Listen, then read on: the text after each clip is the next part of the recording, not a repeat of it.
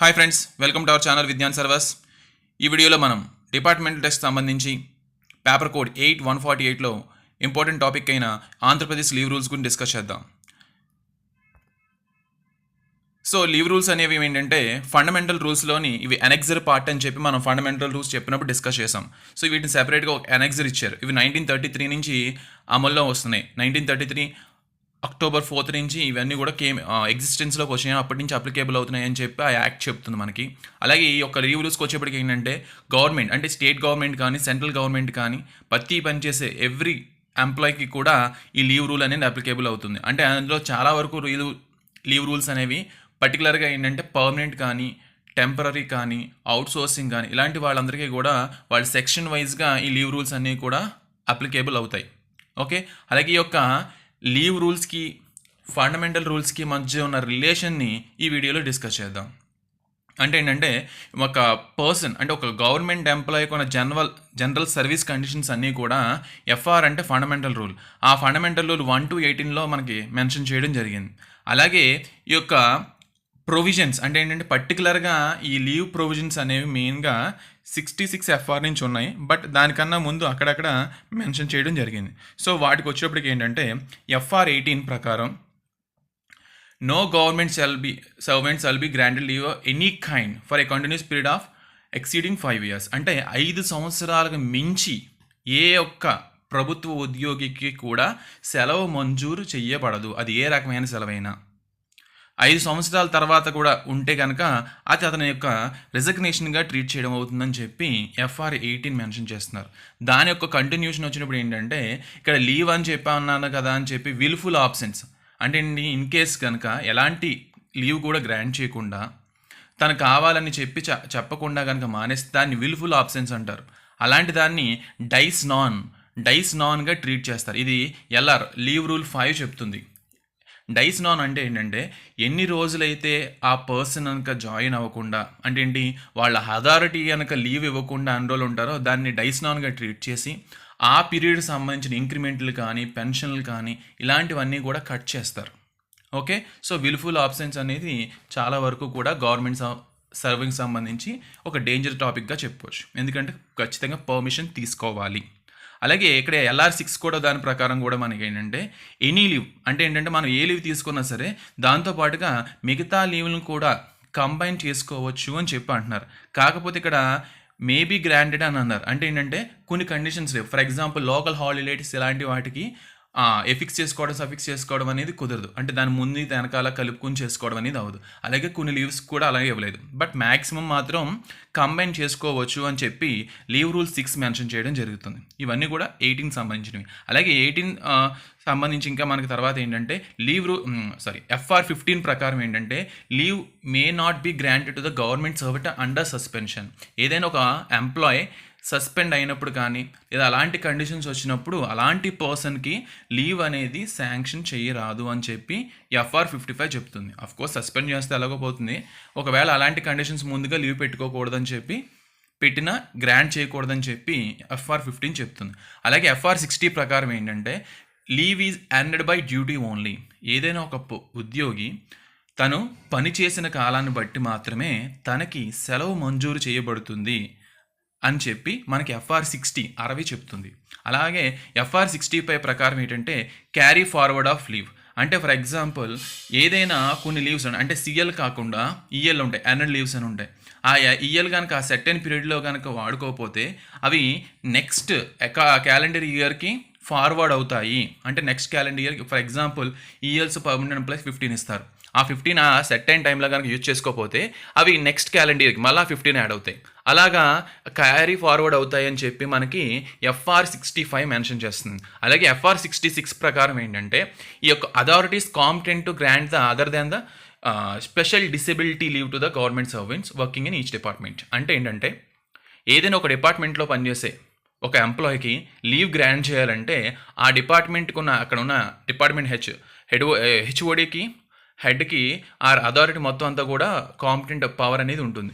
కానీ ఇక్కడికి వచ్చేటప్పటికి స్పెషల్ డిసేబిలిటీ లీవ్ అంటే స్పెషల్ డిసేబిలిటీ లీవ్ అంటే మోస్ట్లీ ఎప్పుడంటే ఇన్ కేస్ నేను వర్కింగ్లో ఉన్నప్పుడు అంటే ఆన్ డ్యూటీలో ఇన్ కేస్ ఏదైనా ఇంజ్యూర్ అయినా యాక్సిడెంట్ అయినా అలాంటివి వచ్చినప్పుడు వాటికి స్పెషల్ డిసేబిలిటీ లీవ్గా తీస్తారు. వాటికి మాత్రం ఖచ్చితంగా గవర్నమెంట్ నుంచి పర్మిషన్ తీసుకుని మాత్రమే లీవ్ గ్రాంట్ చేయడానికి అవకాశం ఉంటుంది. మిగతా అన్ని లీవ్స్ కూడా అక్కడ ఉన్న హెచ్ఓడి గ్రాంట్ చేయొచ్చు అని చెప్పి FR 66 చెప్తుంది. ఫండమెంటల్ రూల్ 66 ఆ విధంగా చెప్తుంది.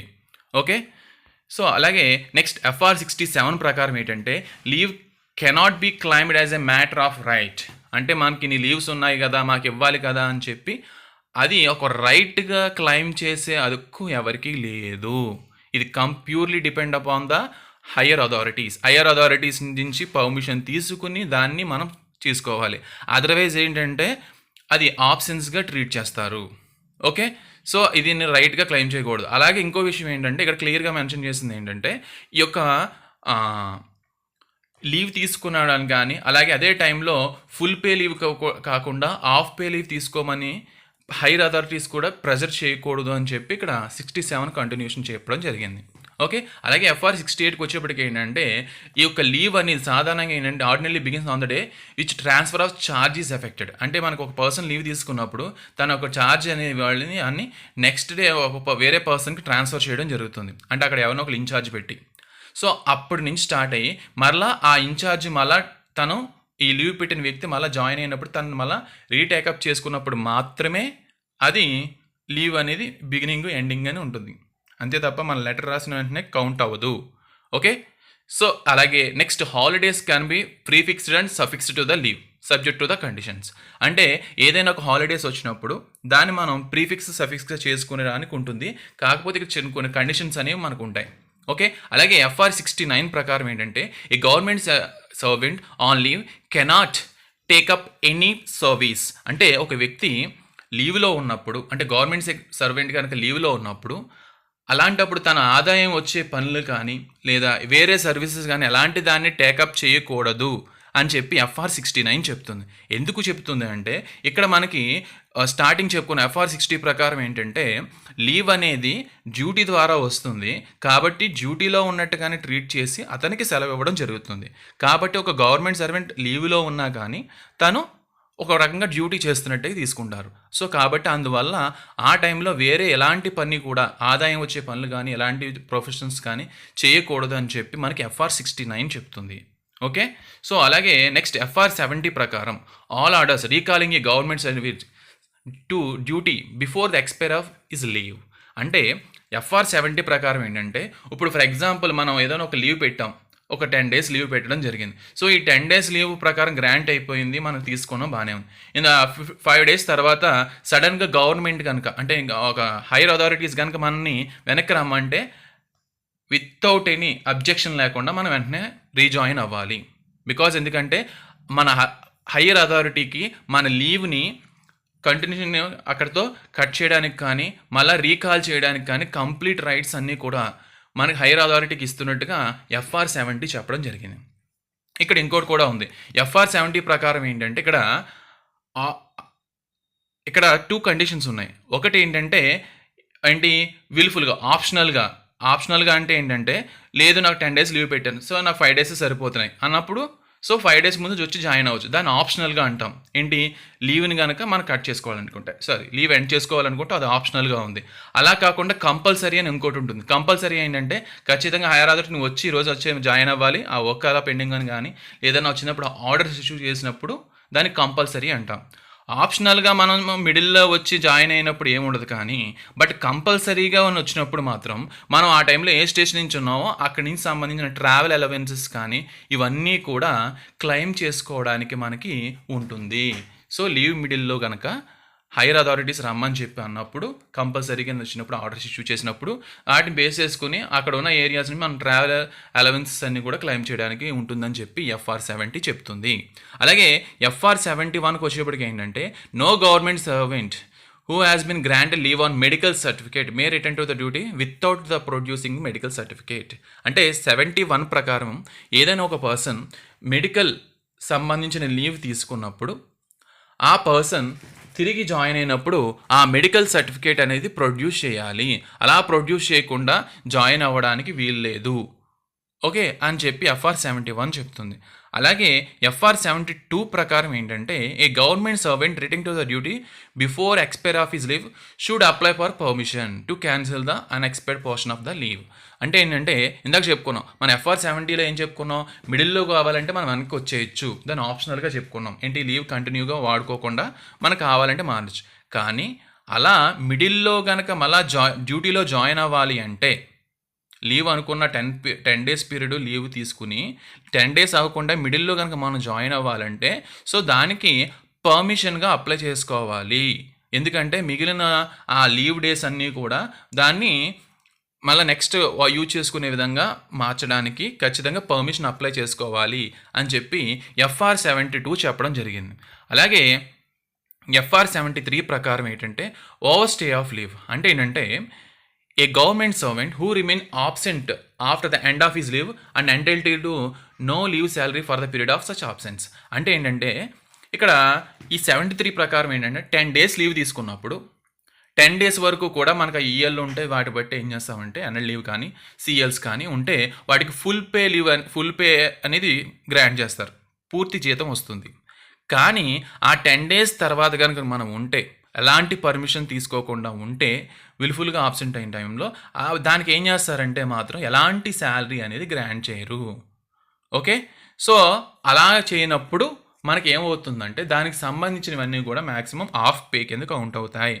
ఓకే, అలాగే అదే కనుక ఇంకా ఎక్కువ రోజులు కనుక మానేస్తే, ఎక్కువ పీరియడ్ కనుక ఎక్కువ లాంగ్ పీరియడ్లో మానేస్తే దాన్ని డైస్ నాన్గా ట్రీట్ చేస్తారు. బట్ షార్ట్ పీరియడ్లో మానేస్తే వాడికి హాఫ్ డే క్యాన్ చేస్తారు.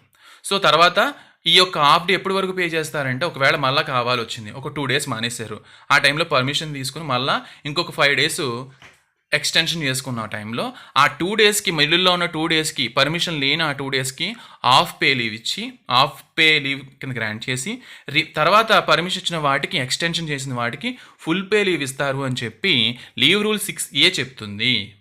ఓకే, 6A ప్రకారం ఆ విధంగా ఆ ఒక పర్మిషన్ లేదా ఎక్స్టెన్షన్ చేసే రైట్ని ఆ కాంపిటెంట్ అథారిటీకి ఉంటున్నట్టుగా లీవ్ రూల్ 6A చెప్తుంది. ఈ 73 ఫండమెంటల్ రూల్ యొక్క సంబంధించింది. అలాగే FR74 ప్రకారం the application the grant of leave should specify the period of leave, nature of leave, leave address and medical certificates.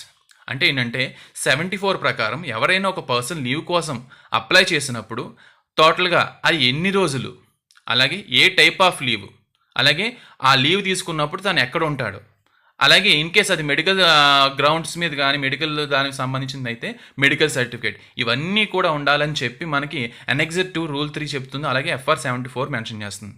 అలాగే ఈ 74లో ఇంకోటి ఏంటంటే ఏంటంటే పర్టికులర్గా మెడికల్ లీవ్ సంబంధించిన వాటికి ఖచ్చితంగా గ్రాంట్ చేయాలి అంటే మెడికల్ సర్టిఫికేట్ ఉండాలి అని చెప్పి అనెక్సర్ 2లో రూల్ నెంబర్ 9 చెప్తుంది. ఖచ్చితంగా మెడికల్ లీవ్కి మెడికల్ సర్టిఫికేట్ అటాచ్ చేస్తేనే ఆ లీవ్ అనేది గ్రాంట్ చేయాలి అని.